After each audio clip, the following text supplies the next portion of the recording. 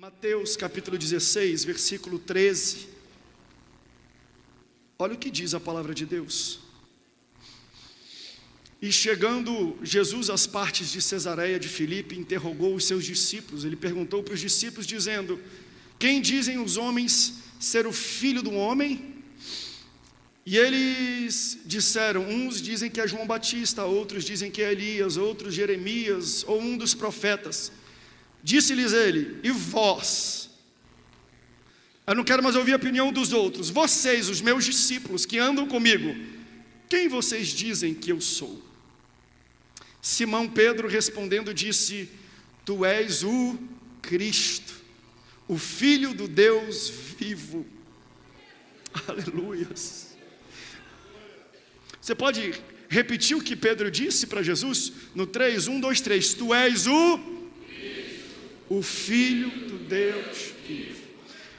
Jesus respondendo disse-lhe: bem-aventurado és tu, Simão Barjonas, porque não foi carne nem sangue que te revelou, mas meu Pai que está nos céus. Pois também eu te digo que tu és Pedro, sobre esta pedra edificarei a minha igreja, e as portas do inferno não prevalecerão contra ela. Brasil, deixa eu falar isso para você: as portas do inferno não vão prevalecer sobre a igreja. Tome seu assento, dando glória a Deus e aleluia. Me ajude a pregar essa noite, dando glória a Deus e aleluia quando você sentir.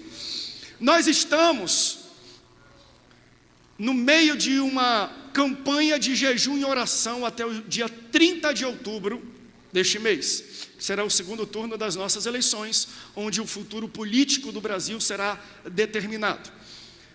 Por que eu escolhi um texto como esse para ministrar sobre oração, sobre jejum, sobre Brasil olha para cima? Eu escolhi esse texto porque ele, além de Mateus, em Lucas, você também vai encontrar um relato sobre este mesmo evento.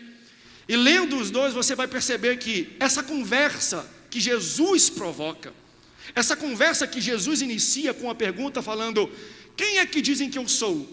Jesus inicia esse bate-papo, essa conversa, depois de um momento de oração.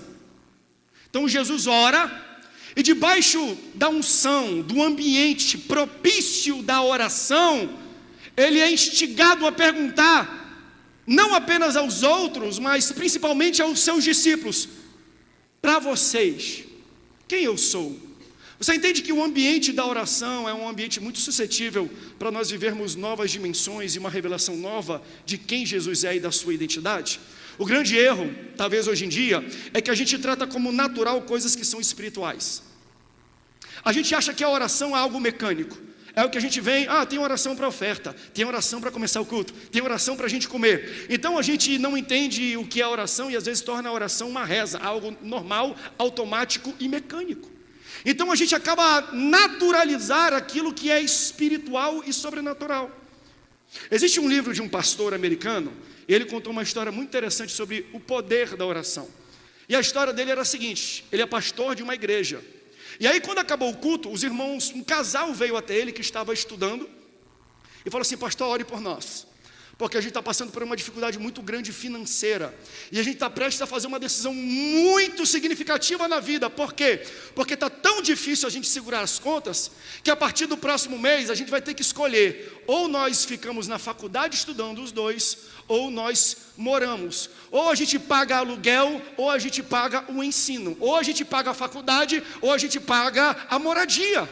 Então nós estamos precisando de uma oração para Deus abrir as portas. O Senhor pode orar por nós? Ele falou: posso orar por vocês, deixa que eu vou manter vocês em oração. Quando acabou o culto, ele falou com todo mundo, ele entrou no carro, era um casal que ele conhecia, eram amigos próximos dele. E aí quando ele estava dirigindo, no coração dele, ele lembrou do pedido de oração que aconteceu depois do culto. E ele falou no seu coração assim: já sei, eu vou ser a resposta de oração deles, porque eles estão precisando de dinheiro para poder perpetuar e continuar ou na moradia ou na faculdade.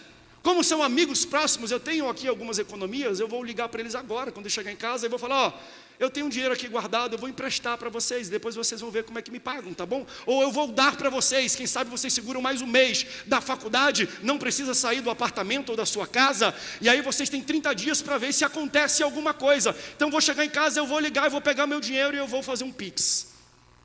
Aí o Espírito Santo incomodou ele e falou assim, por que você vai fazer isso? Ele falou, porque é a coisa certa de fazer. Eles estão com dificuldade financeira, tem um dinheiro sobrando, eu vou pegar e eu vou emprestar, eu vou dar um dinheiro para eles. Aí o Espírito Santo falou de novo, mas o que eles pediram para você fazer? Eles pediram oração, mas agora eles não precisam de oração, eles precisam de dinheiro. Então, dar o dinheiro não é a coisa certa a fazer? Aí o Espírito Santo falou, não, eles pediram oração, então ore. Faça o que eles pediram para você. Aí ele chegou em casa, ele fez uma oração. E durante a semana, nos momentos que ele tinha de oração, ele lembrou desse casal e apresentou a Deus a dificuldade que eles estavam vivendo. No próximo culto, acabou o término do culto, veio uma fila de pessoas falar quem é que estava na fila para falar com o pastor. Aquele mesmo casal. Eles vieram com um sorriso daqui até aqui. Aí chegaram, a primeira coisa eles falaram, pastor, o senhor orou por nós? Ele falou, eu orei por vocês, mas um pouco consternado, porque ele queria emprestar dinheiro. Ele falou, pastor, durante essa semana nós fomos chamados na reitoria da faculdade, porque nós somos pessoas pontuais, a gente já está estudando há muito tempo, a gente tem boas notas e a gente começou a atrasar o pagamento, porque a gente estava com a dificuldade. Fomos chamados pelo reitor, na reitoria tivemos uma reunião, expomos para ele o nosso problema financeiro. Sabe o que aconteceu? Ele deu uma bolsa integral para mim e para minha esposa. A gente estava na metade do curso. Mas sabe de uma coisa? A faculdade também é muito grande e tem internato, tem alunos que moram lá. Como ele viu que a gente também estava em dificuldade, ele falou, eu não vou dar apenas a bolsa integral de estudos para os 2 restantes anos que vocês precisam, mas aqui a gente também tem alguns apartamentos da faculdade que estão livres, vocês podem morar nos apartamentos da faculdade de graça e vocês não vão precisar mais gastar dinheiro. O dinheiro que o pastor ia emprestar ia resolver um mês da faculdade. A oração que o pastor fez resolveu 2 anos, não só de estudo, mas também de moradia. Por quê? Porque a oração do justo pode muito em seus efeitos. Muitas vezes a gente deixa de abrir a boca para orar, porque a gente acha que abrindo o bolso para abençoar vai resolver. A necessidade da maioria das pessoas não é de dinheiro, é de oração. Ora que melhora, fala para a pessoa do lado, ora que melhora, ora que melhora. O dinheiro pode pagar e ajudar em um problema, mas a oração resolve o problema de uma vez por todas. Quantos creem no poder da oração? É esse poder que a gente está falando. Aleluias. Porque às vezes a gente acha que é algo automático, é algo corriqueiro, é algo mecânico. Eu estava há umas 2 ou 3 semanas, que talvez foi 3 semanas atrás, acho que eu tive a semana mais corrida da história da minha vida. Ia para cá, pregava aqui, pregava no estado, ia no estado, pregava de manhã, pregava à tarde, pregava à noite, aí eu convidava uns amigos, vamos ali comigo, vou no Rio de Janeiro fazer uma missão ali. Rio de Janeiro, eu ia dormindo, ele ia dirigindo a madrugada inteira. Se eu convidar você, não é para você curtir o Rio de Janeiro, é para você dirigir das madrugadas, tá? E eu indo para cá, indo para lá. Aí quando eu cheguei aqui, eu fui pregar em uma das nossas igrejas, eu estava moído, acabado. Eu estava tomando muito energético, estava fazendo mal, eu falei, vou parar de tomar energético. Aí naquele dia eu estava mais moído, porque nem energético eu tinha. Hoje eu tomei energético, para a honra e para a glória do nome do Senhor. Aí eu cheguei lá e falei, Senhor, não vai sair nada hoje daqui, nada. Estou acabado, eu não consigo nem falar, não consigo nem abrir a boca. Aí começou o culto, os irmãos, coral de irmãos, coral de mulheres e tudo. Chegou agora, vamos ouvir o nosso pastor. Eu peguei aqui, na paz do Senhor, a minha voz já falhou. Eu falei, hoje vai ser ruim, hoje vai ser terrível. Eu dei a paz do Senhor, eu li o texto e comecei a pregar. Meu irmão, o culto virou. Foi uma glória, foi um poder, foi um Pentecostes, foi gente marchando, gente falando em língua, gente sendo batizada com o Espírito Santo. Quando acabou, eu entrei dentro do quarto e falei assim, André, tu não é fácil não. André, tu não está ruim, até que tu não está ruim não, André. Daí eu fui para o Zap, né, para ver alguns amigos, e tem alguns amigos que sempre mandam mensagens e orações de madrugada, noite. Aí tinha um amigo que mandou assim, meu irmão, Deus colocou o teu nome no meu coração, eu estou te mandando essa mensagem agora, porque eu estou orando pela tua vida. Aí quando eu fui ver o horário da mensagem, 8h25 da noite, provavelmente o horário que eu peguei o microfone para ministrar. Aí o Espírito Santo falou assim, não é você, André. É a oração do meu povo. É a oração de alguém. Eu posso falar uma coisa para você? Você não veio para mais um culto. Você não veio só ouvir uma mensagem. Você não veio só cantar um cântico. Vocês não vieram só tocar um instrumento. Vocês não vieram só tocar na base. Você não veio só glorificar. Quem sabe hoje Deus está entregando uma resposta de oração para você. Talvez você nem saiba, mas tem gente orando por você. Tem gente clamando por você. E a oração do justo pode muito em seus efeitos. Quantos acreditam no poder da oração? Dêem glória a Deus. Aleluias. Então, Jesus ele ora. Depois de orar ele inicia uma conversa com uma pergunta. Quando Jesus pergunta algo, é porque ele não quer saber uma informação. Quando Jesus pergunta algo, ele quer te dar uma informação. Ele usa a mesma didática que Deus usou, por exemplo, com Jó. Jó, durante capítulos, fica questionando Deus. Por que isso está acontecendo? Por que tu permitiu isso? Por quê? Deus fica em silêncio. Quando Jó cala a boquinha dele, Deus começa com a seguinte frase: Ei Jó, onde tu estavas quando eu fundei a terra? Jó, onde tu estavas quando eu medi e eu dimensionei? Onde tu estavas onde eu coloquei a pedra angular que sustenta toda a vivência, todos os planetas, todas as vias lácteas, tudo que existe no mundo? Onde tu estavas, Jó, quando o mar veio aqui e eu falei: mar, até aqui tu pode vir, daqui para lá tu para. Eu coloquei cerca, portas no mar para ele não avançar mais. Jó, onde tu estavas? A minha pergunta para você: Deus está perguntando para Jó para receber uma resposta de Jó e uma informação nova? Então, quando Deus pergunta algo para a gente, Deus não quer uma informação da gente, Deus quer informar a gente de alguma coisa. Por quê? Porque as perguntas de Deus já são respostas em si mesmas. Então, Jesus, ele usa também essa metodologia, porque ele pergunta algo das pessoas. Por exemplo, Jesus, quando ele pergunta, a gente vê muito isso, ele pergunta para provocar-nos. Ele está curando, fazendo maravilhas, curando enfermos. Aí chega um cego até ele, vendo que ele está curando todo mundo. O que um cego vai fazer em Jesus? Buscar Jesus enquanto Jesus está curando? Ele vai buscar a cura da cegueira. Aí quando esse cego chega até Jesus, Jesus pergunta: o que queres que eu te faça? Não está óbvio para Jesus? Por que Jesus pergunta então? Porque Jesus quer provocar aquele cego para ir além daquele pedido inicial. Abre a tua boca e ora. Fala para mim o que tu quer.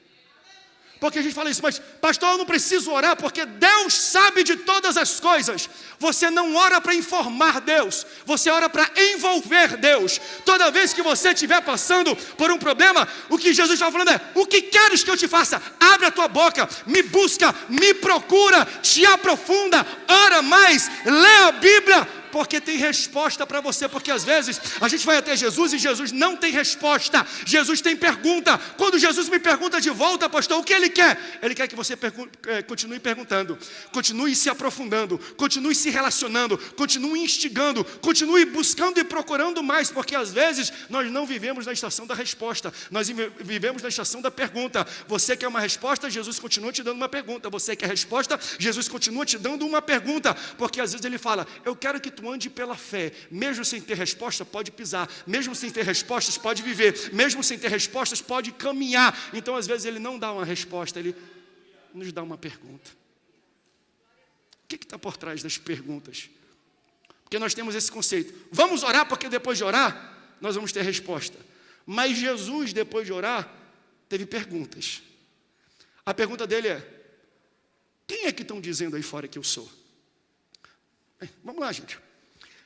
Jesus, ele está buscando a aprovação do povo? Jesus está buscando like e compartilhamento? Jesus está buscando pontos no IPEC, no IBOP? Tá, porque não mostrariam a realidade, né, do que seria o ponto dele. Por que Jesus se preocupa com a opinião dos outros? Não, Jesus não está se preocupando da opinião dos outros. Ele está abrindo uma conversa, porque ele queria saber a opinião daqueles que estavam perto dele. Quem se preocupa com os outros somos nós. Eu me preocupo. Quando acaba esse culto, todo culto, eu entro no carro com a minha esposa, a minha pergunta é: e aí, amor, como é que foi a minha mensagem hoje? Pela respiração dela eu já sei, porque ela sempre vai dizer que é bom, mas a respiração que entrega. Como é que foi a mensagem hoje, meu amor? Ela fala assim: foi bom. Você conhece o jeito da pastora? Foi bom. Eu falo assim: foi horrorosa, foi horrível. Por quê? Porque eu me preocupo, talvez, com o que os outros vão pensar da minha mensagem. Por isso que eu pergunto para ela, mas Jesus não. Mas vamos falar a verdade? Eu não deveria nem me preocupar pelo que a minha esposa acha, porque eu não estou pregando necessariamente para ela, eu estou ministrando a Deus. Eu não quero a aprovação de o que os outros acham da eloquência, do jeito, da forma, da mensagem. Não é isso que a gente tem que buscar na verdade. O que nós temos que entender é que Deus nos provoca e nos usa para fazer algo grandioso. Então Jesus não tem razões para perguntar o que os outros estão querendo saber dele. Ele quer saber de quem está perto dele. Quem vocês acham que eu sou? Quem vocês dizem que eu sou? Deixa eu questionar os discípulos de São José dos Campos, aquilo que Jesus questionou os discípulos dele. Para vocês, quem Jesus é? Vocês têm clareza de quem Jesus é? De verdade. Não responda para mim, responda para si. Quem Jesus é? Porque não adianta a gente seguir alguém, vir na igreja louvar, cantar, bater palmas, se a gente nem sabe quem é esse alguém. Para vocês, quem Jesus é? Se a gente fosse perguntar para muita gente, iam falar assim, dentro da igreja, Jesus é tudo, né? Jesus é poder, Jesus é manto, Jesus é fogo, Jesus é pai, Jesus é amor, Jesus é o meu amigão, Jesus é o meu brother. Quem Jesus é para vocês? Quem Jesus é para vocês? Ele pergunta isso para o discípulo. Eu quero ouvir de vocês agora, na lata. Porque às vezes as perguntas mais difíceis da gente responder são as mais simples. Quem sou eu? Eu imagino que o nosso termo de misericórdia veio daqui, com Pedro. Quem vocês dizem que eu sou? Acho que Pedro falou assim, misericórdia. Mas Deus, que é misericordioso, foi no ouvidinho dele e soprou, fala assim, Ele é o Cristo, Ele é o Filho do Deus vivo. Jesus pergunta, Pedro, vai, e ele fala, quem vocês acham que eu sou? Tu és o Cristo, tu és o Filho do Deus vivo. E com isso o que ele está falando é, tu és o meu Salvador. Você entende que através dessa revelação eles iniciam um novo tempo, uma nova estação e um novo nível de convivência e de experiência com Jesus. Jesus fala lá em João, eu não chamo vocês mais de servos, mas eu chamo vocês de amigos. Qual a diferença de um servo e de um amigo? Ele fala, porque um servo não sabe o que o seu senhor faz. Um servo nem sabe quem é o seu senhor, mas o amigo não. O amigo é aquele que o pai disse para mim, eu transmito a informação para vocês. Então, a gente se aproxima de Deus, se torna íntimo de Deus e conhece a identidade dele, quando a gente passa de servo para amigo. Quanto mais informação a gente tem de Jesus, mais próximo de Jesus nós somos. Se você não sabe nada de Jesus, você é apenas um servo. Mas se você reconhece ele como Cristo, como Filho do Deus vivo, como Salvador da tua alma, você não é mais um servo, você é um amigo. Quanto mais informação, mais próximo eu estou. Então, esse é o nível que eles começam a entrar com Jesus. Eles passam a entender só que, através dessa revelação, que Jesus é o Filho de Deus vivo. Jesus não é aquele que veio te dar dinheiro. Jesus veio salvar a tua alma do inferno. Jesus não é aquele que veio salvar o teu casamento. Jesus veio livrar a tua alma do inferno. Jesus não é aquele que veio tirar a tua empresa do vermelho. Jesus veio tirar a tua alma do inferno.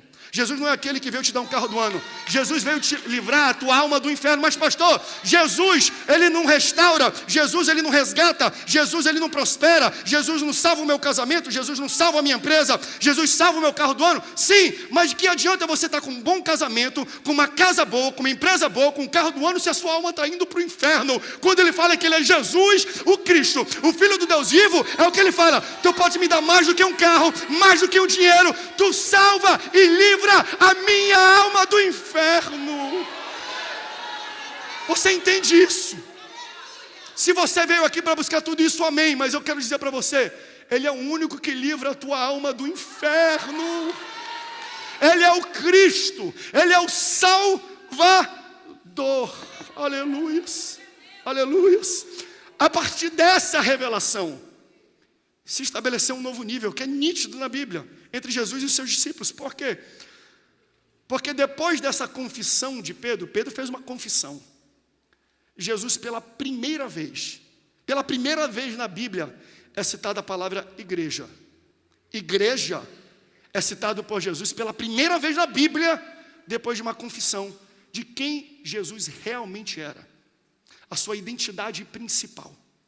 Então, há uma confissão que Jesus Cristo é o Salvador, porque até então, Jesus Cristo era curandeiro, Jesus era multiplicador, Jesus Cristo era ressuscitador, Jesus Cristo era um homem de prodígios, era de milagres, era de maravilhas. Para muita gente, Jesus ainda permanece só isso. Eles ainda não entenderam que Jesus vai além disso. Jesus quer livrar a alma deles do inferno. Mas só depois deles chamarem Jesus de Salvador, Jesus chamou eles de igreja. Só depois da gente reconhecer Jesus como Salvador, que Jesus vai nos reconhecer como igreja. Então bota para mim. Dois aprendizados que eu quero dar para você. Jesus nunca vai apresentar como igreja uma igreja que não o apresenta como Cristo. Eu vou repetir isso. Jesus nunca vai apresentar como igreja uma igreja que não o apresenta primeiro como Cristo. Se a tua vida não demonstra que Jesus é Cristo e Salvador da tua vida, você não é reconhecido por Jesus como igreja. Se os seus atos não apresentam que Jesus te salvou e tirou a tua alma do inferno, Jesus não olha para você como igreja. A minha vida precisa apresentar não um Cristo que prospera, embora Ele faça isso, não um Cristo que restaura, embora Ele faça isso. Quando pessoas de fora olham para a minha vida, eles têm que conhecer, esse cara vai para o céu, esse cara vai viver com Jesus, porque se eles não enxergam isso na minha vida, eu não sou igreja. Aleluias! Eu estou pregando sobre a identidade da igreja. O meu falar, o meu ouvir, o meu viver, o meu acordar, o meu comportamento, as minhas atitudes precisam apresentar Cristo, o Filho do Deus vivo, para o mundo, para eu ser reconhecido como igreja no meio deste mundo. Por isso, Jesus nunca vai apresentar como igreja uma igreja que primeiro não apresente como o Salvador. Vai lá para a igreja que tu ganha dinheiro, vai lá para a igreja que tu prospera, vai lá para a igreja que tu vai ser curado, vai lá para a igreja que teu casamento vai funcionar. Amém, mas fala para a pessoa, vai lá para a igreja que tu vai deixar de ir para o inferno, porque Jesus quer te levar para o céu. É essa a revelação que deu a identidade e o reconhecimento do que era a igreja. Aleluia, eu sinto o Espírito Santo aqui. Eu sinto o Espírito Santo nessa palavra. Porque, irmãos, o segundo ponto, e é o ponto que eu vou terminar, embora eu vou pregar muito em cima desse ponto. Coloca para mim o ponto 2. A igreja é edificada em Cristo e não em pessoas. Isso está na fala de Jesus. Uma igreja deixa de ser igreja quando falam mais do pastor e do líder do que do próprio Jesus e do Espírito Santo nos cultos. Debaixo da bênção do meu pastor, do meu líder. Não, é debaixo da bênção de Deus, do Cristo.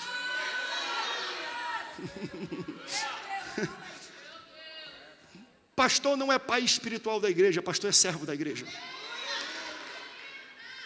Eu só posso ser pai espiritual se eu gero alguém espiritualmente. O meu espírito não tem capacidade de te gerar espiritualmente. Então eu não posso ser o seu pai espiritual. Se você vai numa igreja por causa do pai espiritual, do pastor, do líder, e você fala mais dele, chama ele mais de pai do que o teu Cristo, de quem morreu por você, de quem salvou você, a sua fé não está fundamentada em Cristo, está fundamentada em pessoas. Por favor, gente, vamos falar a verdade. Para de colocar gente entre você e Jesus.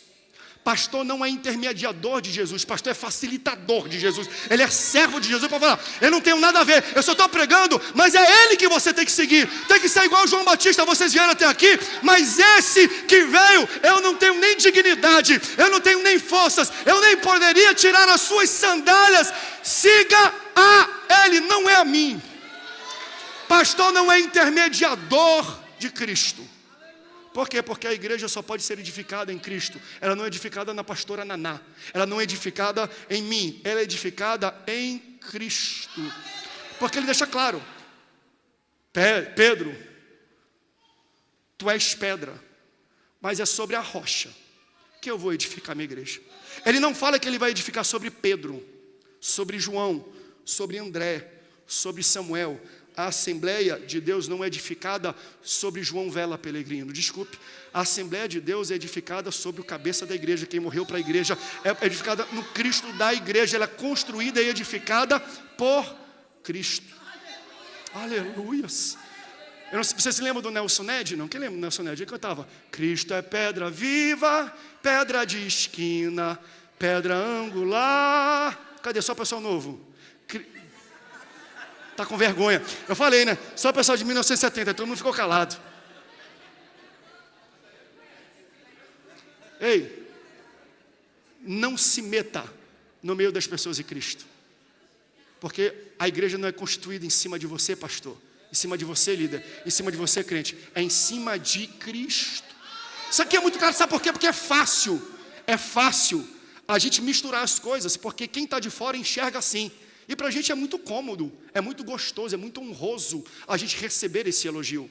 Isso aqui acontece lá em Mateus capítulo 15, coloca para mim na tela. Mateus 15, 22 e 23, deixa eu só ilustrar esse ponto para você. Como é muito fácil de um líder, de um pastor, pensar que ele é o cara, que ele é o tal, que é ele que arrasta multidões, que é ele que salva as pessoas, que é ele que gera as pessoas do seu espírito. Olha o que diz o texto aqui, ó. E eis que uma mulher cananeia, que saíra daquelas cercanias, clamou dizendo, então entenda, ela viu Jesus e ela clamou dizendo assim, ó, Senhor, Filho de Davi, tem misericórdia de mim, que minha filha está miseravelmente endemoniada. Entenda a cena, uma mãe tem uma filha endemoniada, ela vê Jesus e os discípulos, ela começa a gritar para Senhor, Filho de Davi. Quem é o Filho de Davi? E quem é o Senhor? Jesus. Aí olha o próximo versículo. Mas ele não lhe respondeu palavra. Jesus ignorou? Não. Jesus ficou calado, ele não respondeu palavra, mas respondeu. E os seus líderes, pastores, bispos, apóstolos, os seus discípulos, chegando ao pé de Jesus, lhe rogaram dizendo, despede-a, que ela vem gritando atrás de nós quem? Você viu ela falando, João, Pedro, filho de Barjonas, foi isso que ela falou? Não, ela saiu gritando atrás de Jesus. O problema é que os discípulos são tão próximos de Jesus que acham que podem se colocar entre Jesus e as pessoas. A gente é tão próximo de Jesus, a gente lê, a gente é tão íntimo de Jesus que acha que as pessoas vêm atrás da gente, que a igreja lota por causa da gente, que a nossa oração é mais poderosa, que a nossa igreja é o local do milagre, que a vassourinha que a gente vende, que isso que a gente vende, não sei o quê. A gente acha que a gente é grande só porque a gente está perto de Jesus. Nós não atraímos ninguém, as pessoas vêm atrás de Jesus. Aleluia! O problema é que tem muita gente se metendo entre Jesus e as pessoas. E o que mais fere as pessoas que saem da igreja não é Jesus, mas é quem está perto de Jesus. Fala a verdade. Nós somos facilitadores, servos da igreja, mas o problema às vezes não é Cristo, são os cristãos. É quem está perto. São os crentes, pastores, líderes. Nós muitas vezes ferimos as pessoas e as pessoas são machucadas dentro da igreja, ofendidas dentro da igreja. E o primeiro conselho que eu quero dar para muita gente que tem assistido, essa igreja, ela tem recebido uma unção restauradora, uma unção de bálsamo, que sara feridas. A gente está debaixo dessa unção. E um conselho que eu quero dar, e aí como a gente está debaixo dessa unção, ela acaba atraindo pessoas que foram feridas, pessoas que foram ofendidas, pessoas que saíram da igreja, pessoas que se desviaram da sua fé por um tempo pela ferida que foi recebida e imolada dentro da igreja. Deixa eu dar 2 conselhos para vocês. Primeiro, não projete em Cristo caráter humano. Quem te feriu não foi Cristo, foi um seguidor dele. Quem te feriu não foi Jesus, foi alguém que amava ele, mas Jesus nunca vai te ferir. Jesus nunca vai te machucar. Jesus nunca vai te humilhar. Então, o erro não é de Cristo, o erro são dos cristãos. Mas aqui que está a volta do anzol. Você sabe quem Deus vai usar para sarar as feridas que a igreja causou? A própria igreja. Se você foi ferido, não saia daqui não, porque Deus vai te sarar aqui. Se você foi machucado, não sai da igreja não, porque Deus vai te sarar aqui dentro. Talvez aqui seja um ambiente, às vezes, que tem muita gente com espada afiada, pronta para te ferir, mas tem muito mais gente com bálsamo na mão, com bacia na mão, com atadura na mão para falar, deixa eu cuidar das tuas feridas. Não saia da igreja quando você for machucado dentro da igreja, porque Deus vai usar a própria igreja para sarar as tuas feridas e te levantar novamente. Se um dia você foi machucado, agora deixa eu falar para a nossa igreja local, se um dia você foi machucado pela Assembleia de Deus Missão em São José dos Campos, se você está no alcance da minha voz, seja presencialmente, TV, rádio, volte para cá, porque Deus está preparando pessoas com atadura na mão, com bálsamo na mão, com azeite na mão, com vinho na mão, para falar: vem aqui. Se você foi machucado aqui dentro, Deus vai usar a igreja para curar as feridas. Quantos podem dar glória a Deus por isso? Então, é após a revelação de Cristo e de onde essa igreja, esse projeto divino está ancorado, que Jesus faz o seguinte: gostei, sobre essa revelação, não é sobre essa pessoa, sobre essa rocha. Qual rocha é essa? Tu és o Cristo, o Filho do Deus vivo. É sobre essa revelação que eu sou o Filho do Deus vivo, que eu sou o Salvador, que eu vou tirar a alma de vocês do inferno, que eu vou constituir uma igreja com pessoas falhas, sim, com pessoas errôneas, sim, com pessoas que deslizam, sim, mas essas pessoas também eu vou curar, eu vou sará-las, e elas vão ser agentes de cura, e agente para sarar você, e agente para ministrar o meu evangelho. Deus usa a igreja, mas Ele fala o seguinte: entenda bem, você entendeu essa revelação, bem-aventurado és tu. Agora, se alguém quiser me seguir, se alguém quer ser meu discípulo, se alguém quer ser chamado de igreja por mim, primeiro, você vai ter que negar a si mesmo. Depois, ou seja, diga não para você. Depois pegue a sua cruz e me siga. Isso aqui é um convite, não é uma intimação. O que Jesus está falando é: não vou te forçar, não é coercitivo, eu não vou impor por violência, isso aqui é um convite livre. Quer me seguir? Quantos querem seguir aqui a Jesus? Mas não basta só dizer que quer, não é da boca para fora. Falar não prova, você tem que tomar uma atitude de se entregar. É o que está escrito lá em Salmo, capítulo 37, versículo 5. Entrega o teu caminho ao Senhor, confia nele e o mais Ele fará. Você quer que Deus faça mais na sua vida? Então você tem que confiar nele. Como é que eu confio nele? Entregando todo o meu caminho e toda a minha vida para Ele. E Jesus às vezes pede para a gente entregar coisas interessantes, para provar se de fato o que a gente diz é verdadeiro. Por exemplo, sabe uma coisa que Ele pede para a gente entregar? Dízimo. 10% da nossa renda, do nosso dinheiro. Calma aí, pastor. Para que Deus quer o meu dinheiro? Quando Deus pede o dízimo, Ele não quer o teu dinheiro, Ele quer o teu coração.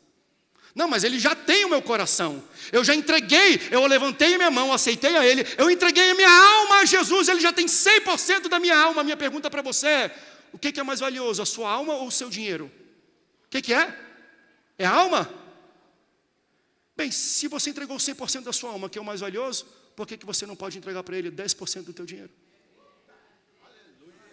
Ele pega nisso. Eu quero ver se você é coerente mesmo. Eu quero ver se aquilo que você canta é verdadeiro mesmo. Eu quero entender. Então faz o seguinte: Ele não faz algo muito grande não. Morre por mim, te arranca daqui, vai lá e pega um tiro na cabeça. Me dá 10% do teu dinheiro.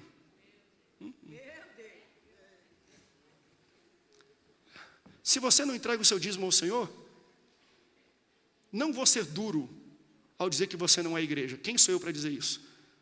Mas você não entregou todo o seu caminho ao Senhor. Porque quem entrega, confia nele em tudo.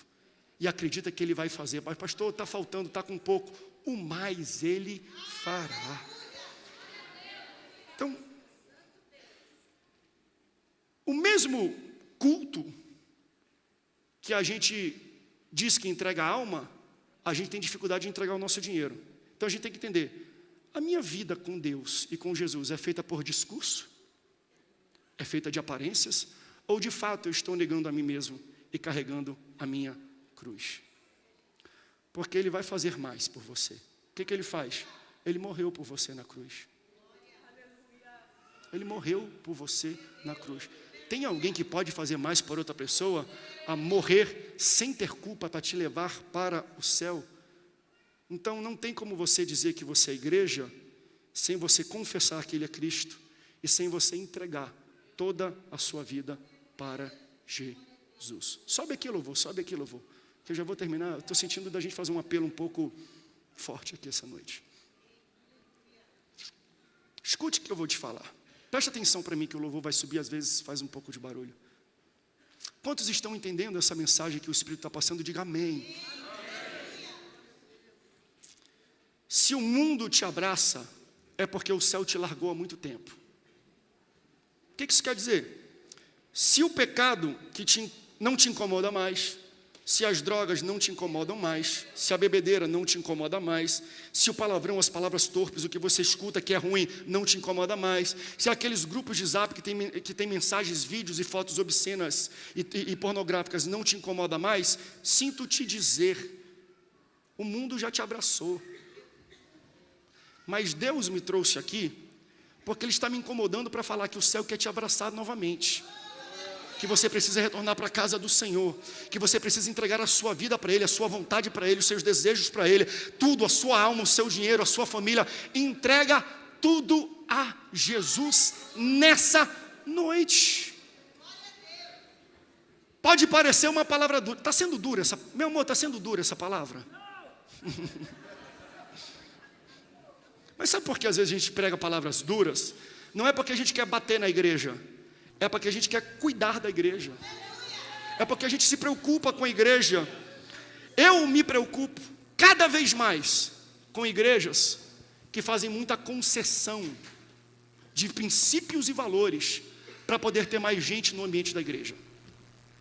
Escute com atenção isso.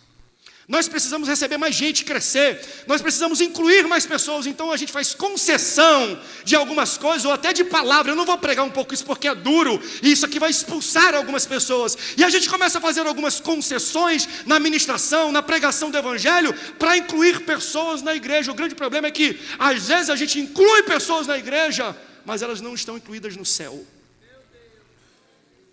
Você entende que, para mim é uma falácia, mas para mim é uma falácia esse conceito de hoje de igreja inclusiva. O que é a igreja inclusiva? Venha com o seu pecado, com o seu erro, do jeito que você está, que Deus vai te aceitar. Vem para a nossa igreja. Eles estão incluindo a pessoa dentro do ambiente da igreja, mas não estão incluindo essa pessoa no céu. Nós somos uma igreja inclusiva. O que é isso? Quando você vem aqui, eu falo, aqui a palavra, está aqui a verdade, confessa Ele como teu Cristo, muda, desvia dos pecados, te humilha diante dEle. Por quê? Porque eu quero te incluir para o céu. Não adianta a trombeta tocar e metade da igreja ficar aqui. A gente não é uma igreja inclusiva. Igreja inclusiva é aquela que inclui as pessoas no céu. Não é, venha como você está e fique como você está. Por quê? Porque a proposta do evangelho nunca foi viver para você. É o que Jesus diz: quer me seguir, quer ser crente, quer ser meu discípulo, não é entrar na igreja, levantar a mão e dar oferta. Negue-se a si mesmo. Então a proposta de seguir a Cristo, de ser igreja, não é viver como eu quero, é negar a minha vida, é negar os meus pecados, os meus desejos e o meu jeito de viver. Se você quer seguir a Cristo, você não tem que viver o que você quer, você tem que morrer. O apóstolo Paulo dizia isso. Para mim, morrer é Cristo. Para mim, viver é lucro. E para mim, morrer é Cristo. Você veio nesse ambiente de igreja? Eu peço que você fique de pé. Você veio para carregar a sua cruz. Porque quem não carrega a cruz, entenda, se você quer a salvação, ela só está em Jesus, não está num líder, não está no intermediário, é em Jesus. Só que você só encontra um Jesus quando você passa pela cruz.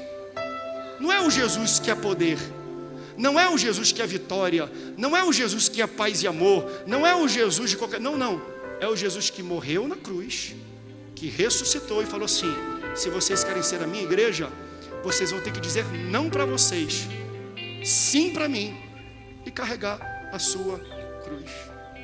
quando eu carrego a minha cruz, eu estou denunciando para o mundo que Ele é o Cristo, que Ele é o Filho do Deus vivo. Então, se eu venho para a igreja e não muda nada no meu estilo de vida, eu posso frequentar a igreja, mas eu não estou sendo igreja. Se você veio para cá, você tomou uma decisão, mas essa decisão, ela vai ter que repercutir no seu comportamento. Gente, não é dura essa palavra não, ela é libertadora. Ela é libertadora. Porque às vezes a gente está aqui, tem gente que está dando glória a Deus, aleluia, vindo todo domingo, toda terça, mas não está indo para o céu. Eu vim pregar um Jesus, que é o Cristo, que é o Filho do Deus vivo, e que veio tirar a sua alma do inferno. Por isso essa noite você precisa entregar a sua vida a Jesus, porque Ele entregou a vida dele